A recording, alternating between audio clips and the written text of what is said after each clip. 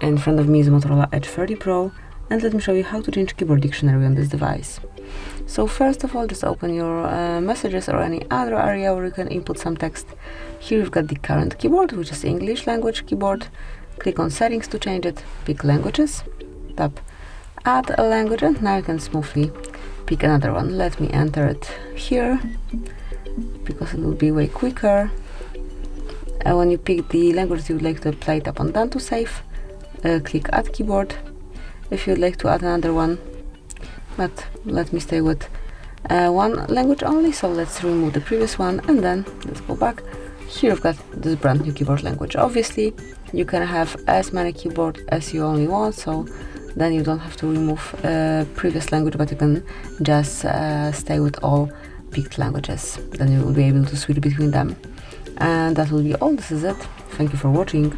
Please subscribe to our channel and leave the thumbs up.